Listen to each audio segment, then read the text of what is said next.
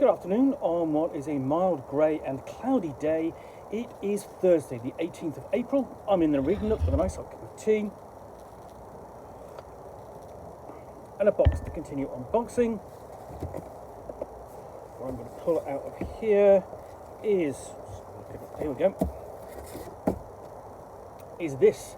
This is Forgotten Duty, a Cthulhu Hack investigation.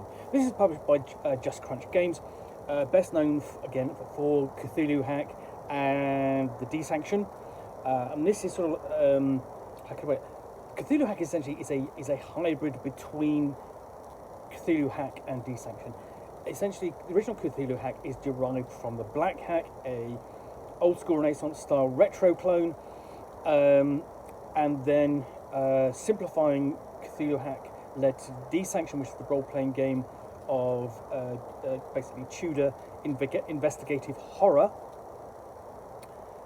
and then inspired by essentially the mechanics and so on of the Desanction, we have Cthulhu Hack Second Edition, and this is what Forgotten Duty is for. So, I know always that I'm an outsider, a stranger in this century, and among those who are still men. A visit to the University of Navarra, located in Pamplona, Spain, in search of a rare book that contains the chronicles of a monk who claimed to have witnessed visions of other worlds, leads to grim discoveries and an ages-old hunt for liberation from a clash of cults and elder gods. An investigation suitable for a one-shot as a combination of a series of adventures. This is compatible with Cthulhu Hack First and Second Editions. Now, the other thing is essentially, it's although it's not compatible with those other role-playing games, you can easily take this, I'm pretty much guessing, and adapt it to the role-playing game of Lovecraftian investigative horror of your choice, of which there are several. So we start off with it's a mod investigation for Cthulhu Hack, and that's the thing about Cthulhu Hack. It is set in the modern day because its frame of reference is that of Lovecraft, because Lovecraft's frame of reference for his stories is his modern day. So therefore, Cthulhu Hack's frame of reference is our modern day. So we've got an overview and a starting point, and then we're on to Game Master's information, giving you everything you know about the scenario, including essentially the cultists involved and the elder god, which in this case essentially is going to be Yog-Sothoth, and the book that they're after, the investigators, the characters they're after, is going to be the Book of the Key, and of course, because ultimately one of the aspects of Yog-Sothoth is known as the key and the gate, and then the hook of the key is essentially how to get your player characters, your investigators, involved in the adventure, the investigation. So there's lots of those, several of those. And then we've got the investigation timeline. So this is how things are going to play out, particularly if the investigators don't get involved and the cultists carry on with what they're going to be doing. And then we have the scene setting location. So this is the university. Essentially, as far as the essentially, ultimately, it will culminate in the ritual of the release, which will happen on the Sunday of the adventure, a few days' time, but might not. It might be a bit more time involved. But anyway, so we've got a description of the university and a guide to Pamplona, including a nice overview, city view there, basically getting around. We've got a table of encounters there.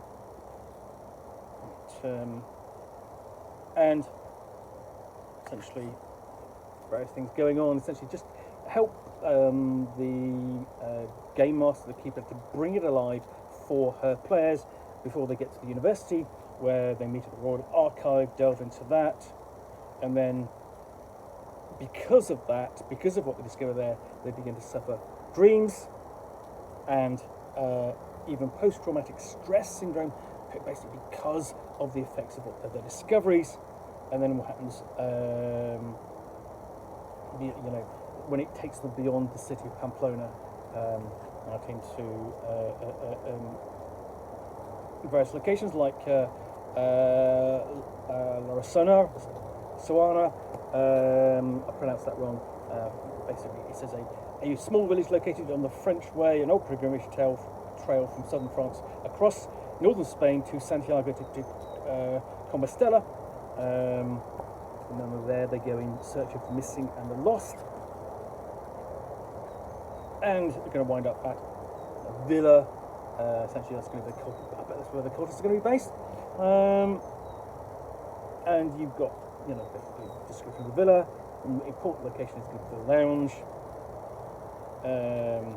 And the various other locations can be described. This is going to be the major location in the adventure, and then sort of like, and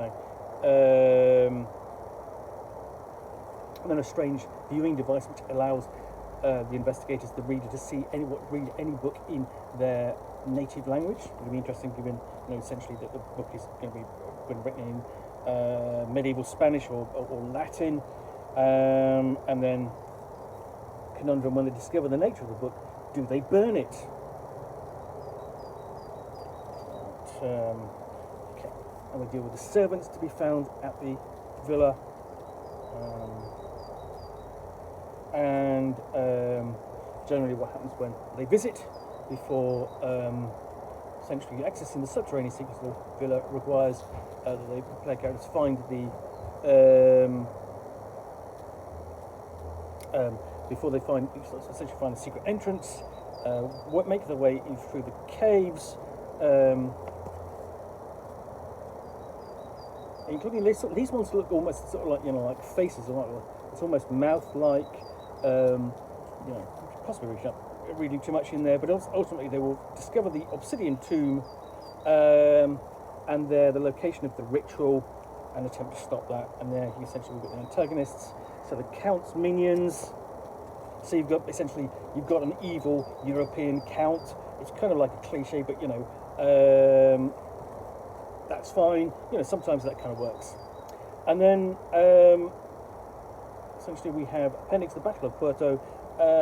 This explores some of the dreams that the player characters the investigators may have in the course of the adventure.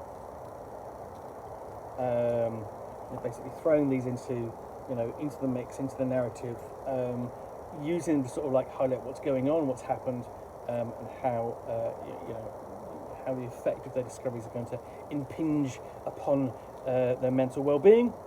We've got a section on random NPCs and handouts. So here we've actually got a missing poster from